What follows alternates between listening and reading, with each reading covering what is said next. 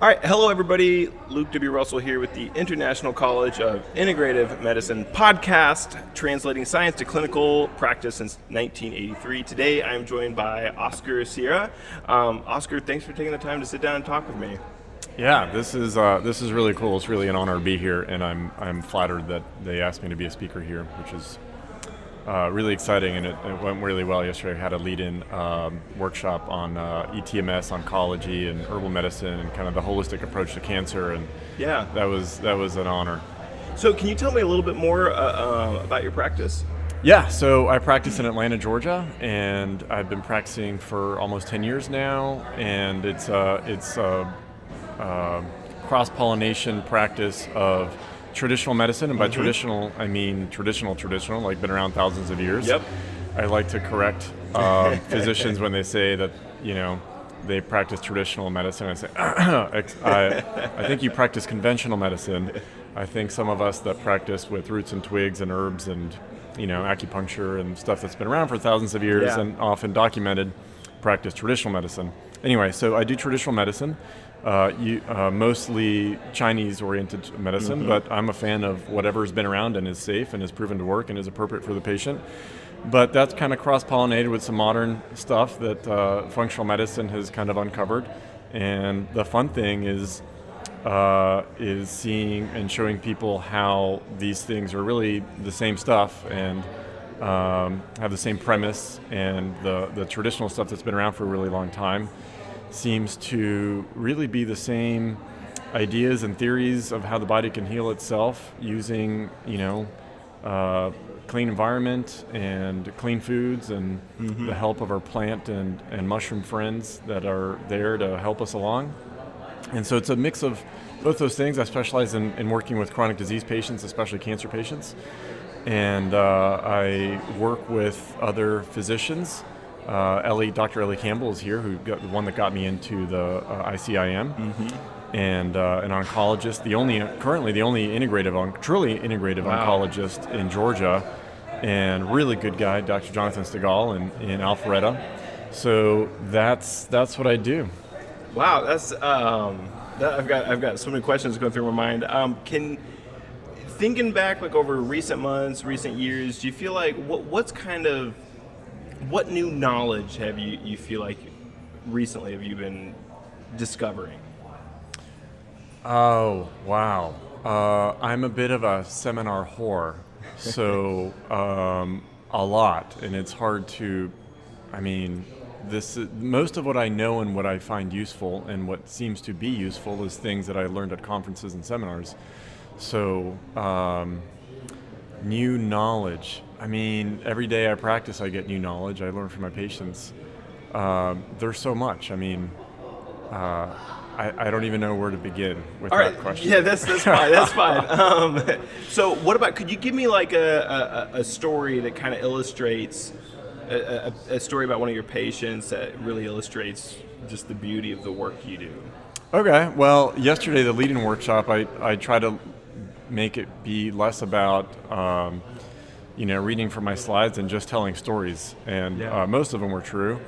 That was a joke. All of them were true. But I'm a fan of learning through storytelling. And let's see. So the case I presented yesterday was a patient of mine that came to see me for GI and some menopausal symptoms and stress and anxiety and all kinds of stuff. And she got really well really quickly using just basic. Some acupuncture, some herbs, some diet modifications, and then she was diagnosed with stage 3 lymphoma, and then she was given her, oncologist said basically there wasn't great options. There was chemotherapy that she could start, and it had maybe like a 20% chance of working, and if she started it, there's a good chance that she needed to pretty much always be on it the rest of her life. So they were going to take 2 months to just kind of see what happened. If it progressed, then they were going to start chemo. If it didn't, then kind of just watch and wait, as they say. And so I said, great, this gives us a really good opportunity to do everything. And in a sense, there wasn't anything holding us back. The oncologist didn't start any therapy, and even if he had, there wouldn't be anything really to hold back most of what I do. But it gave us 2 months to just try stuff. So we tried a bunch of stuff. I won't go into the details there, and I presented him a case, all the things that we did, and like we just heard about here from Dr. Paul Anderson, it wasn't one thing, it was a whole bunch of things that were individualized to, yes, the pathology, but also the person, their environment, and their overall condition. And so we saw all of those things that were supposed to get better, her condition get better, and then after 2 months we ran imaging again, and pretty much all the lesions had completely disappeared despite no chemo, no radiation, no surgery. And I also presented some mistakes that or oversights during that case that I found to be insightful in retrospect, which another thing I keep saying at these conferences is that I wish someone, because everyone talks about their successes, and this was definitely a really nice clear-cut case of, hey, natural medicine works. And by the way, we're 2-3 years out at this point, she's still no evidence of disease.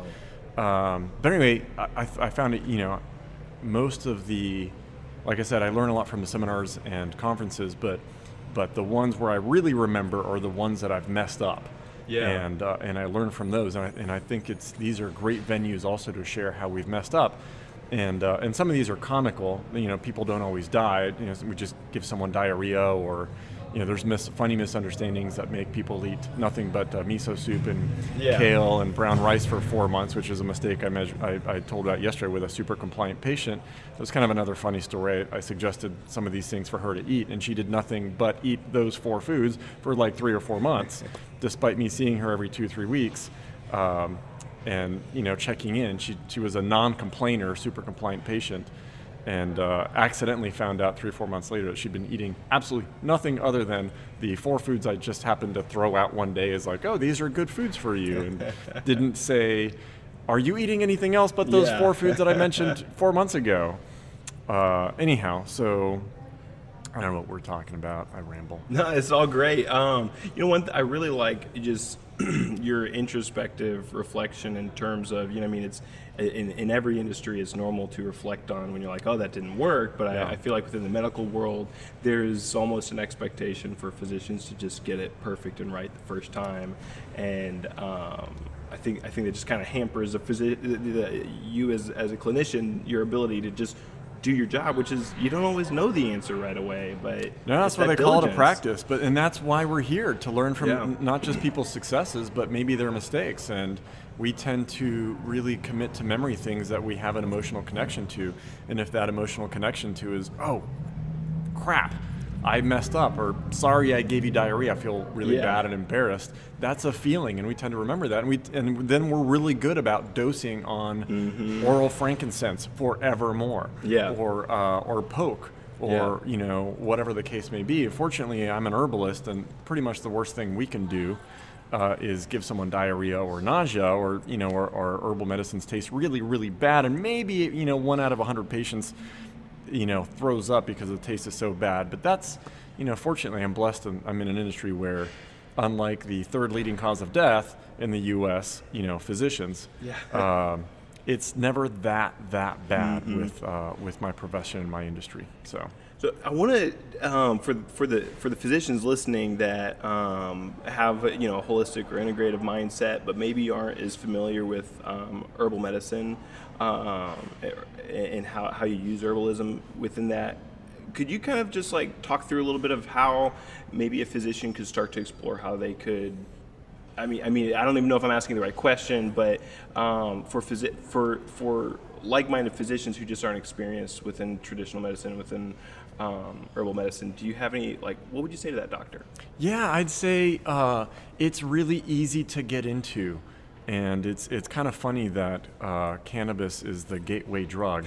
Ironically, I personally, I don't partake, and I've never really been a fan, but there's so much buzz and some research going on about cannabis that I'm not suggesting that's the first thing, but it's funny how cannabis has, rather than being the gateway drug into, heroin or living on the street in a van down by the river or whatever, it seems to ironically be the gateway herb for other people to get into, hey, mint and lemon balm, and these things grow in my yard, and right here in these planters out here in this very conference, there's sage, and there's ursolic acid in there, and hey, there's some research behind, cortisol, which is in the rosemary against cancer and all these things.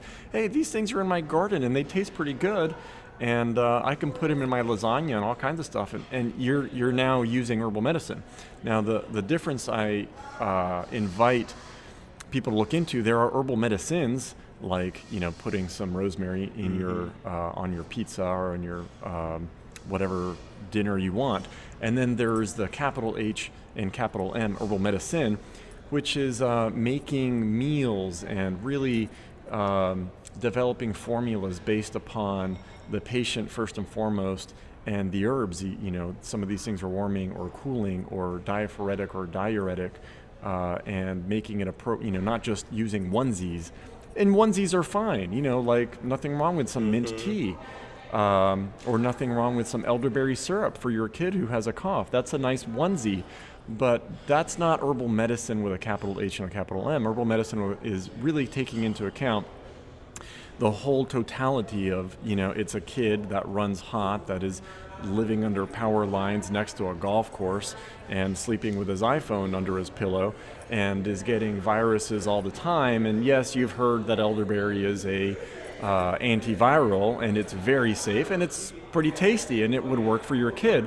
But the bigger picture is, hey, maybe we should look into the EMF and the RF environment of this kid, and we should look into the diet and the lifestyle and what else is going on, and maybe integrate not just adding some things to the protocol like the lemon balm, which is also antiviral, but also maybe addressing some of the root causes, which have nothing to do with the lack of lemon balm, but more to do with the fact that this kid has all these environmental exposures that are causing interference with his immune function, and all, so that's the bigger. As herbalists, we do that.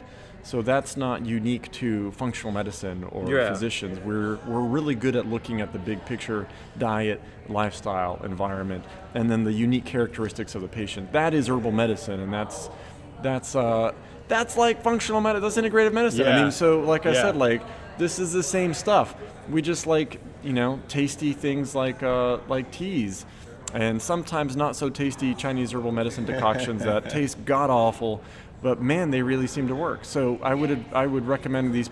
Start easy with some rosemary and some mint and stuff that grows in your garden, and that tastes pretty good. And then before you know it, you'll be hooked, and you'll start learning that the sage and the rosemary and the mint and the lemon balm are all in the Lamiaceae family, in the same freaking family. And oh, that's interesting. Maybe they share some of the same botanical compounds. And then you start looking at other families, and before you know it, you're an herbalist. We'll be back with more from Oscar Sierra in just a little bit. But first, a message from our executive director, Wendy Chappell. Hello, this is Wendy. If you are an ICIM member, I want to be sure you are getting the most from your membership. We have a great page on our website, www.icimed.com, where we highlight members' blogs. This is a really good way to check on the many projects and practice focal points of your colleagues, and we want to make sure that your blog is up there too.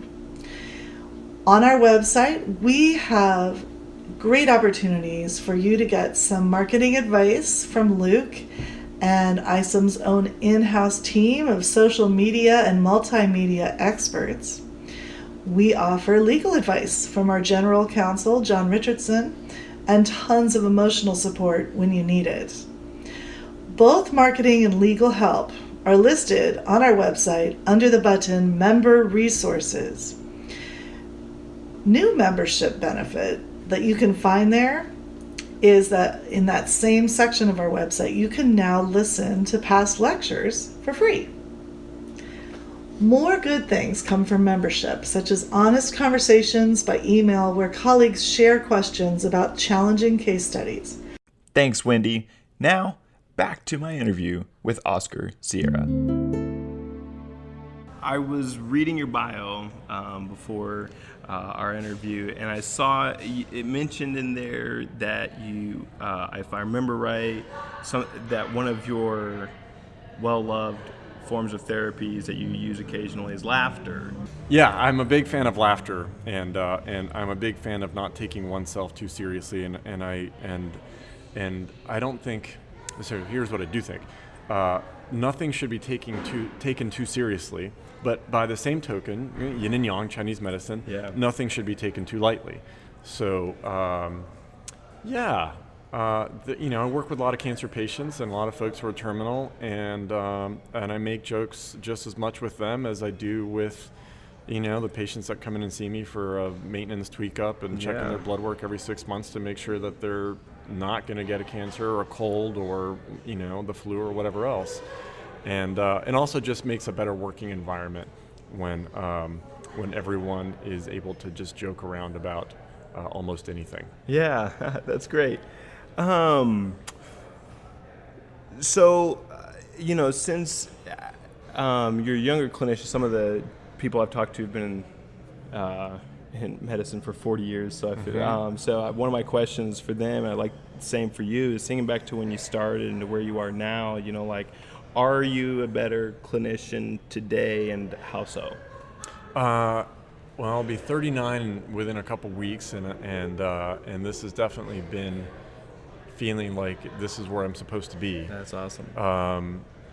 With the practice of functional and traditional and herbal medicine, and absolutely. And why am I a better clinician is because conferences like this. So it's ICIM that makes this happen. It's I love being around a group of people that seem to be insatiably on the quest for more knowledge, and especially knowledge that's not just academic and pedantic and theoretical, but actually usable as clinical pearls, which everyone seems to make it a point to say stuff that you can come Monday morning, take back to the clinic and actually administer and or use somehow, some way. Completely, yeah. It's because of conferences and seminars. I went to UGA, University of Georgia, and I got my degree in nutrition, but most of what I know in applicable clinical nutrition didn't come from that. It was a nice university. I didn't learn much there as far as what's useful. Sorry, UGA. It had a great music scene, and I probably got more out of that.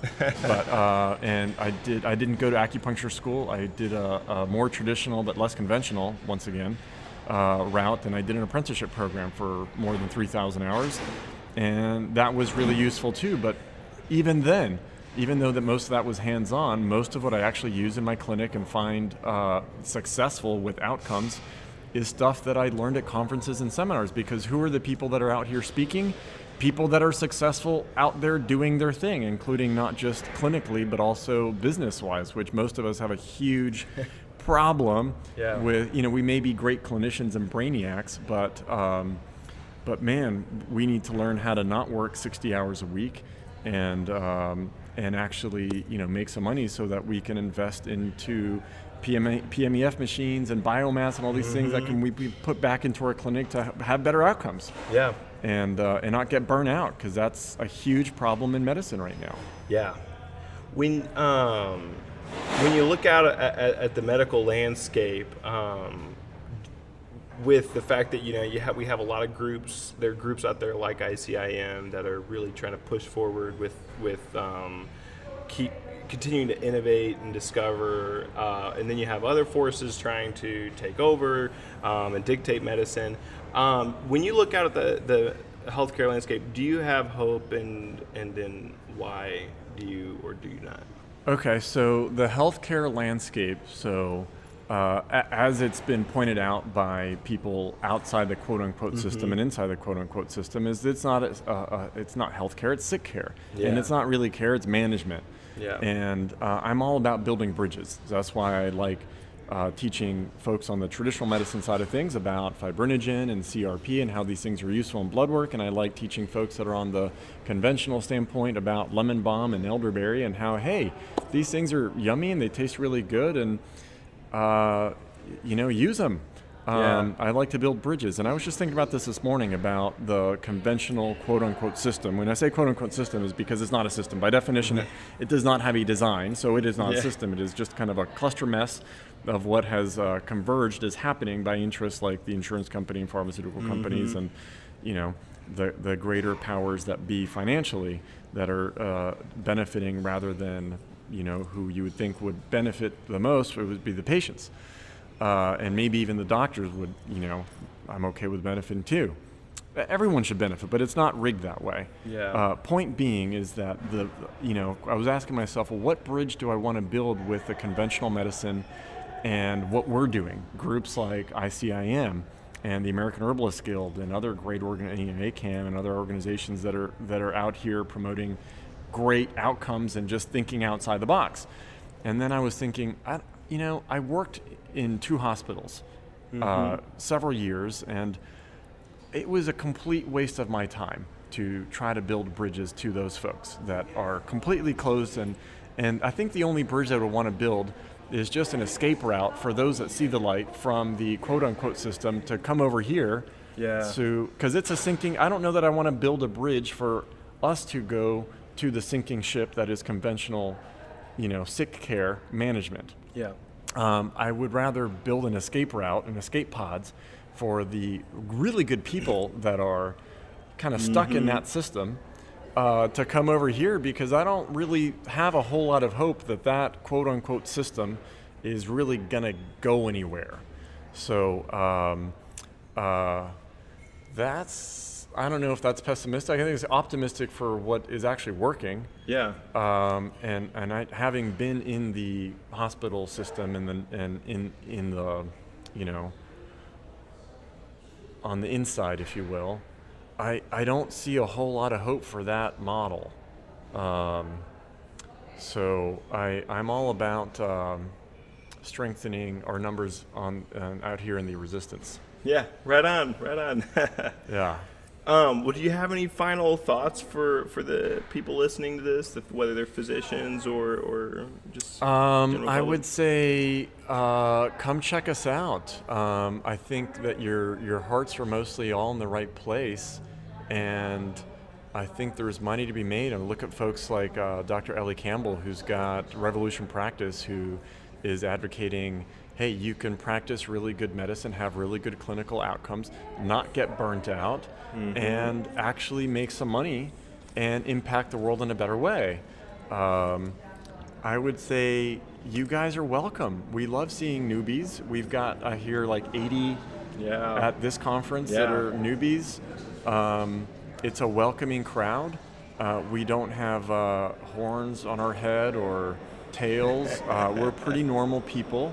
We do like to put rosemary and sage in our teas and cocktails, but for the most part, it's a good group of folks. Awesome. Well, thank you so much, Oscar, for joining me here, and it was a pleasure hearing from you. My pleasure. Thanks, Luke. Thank you.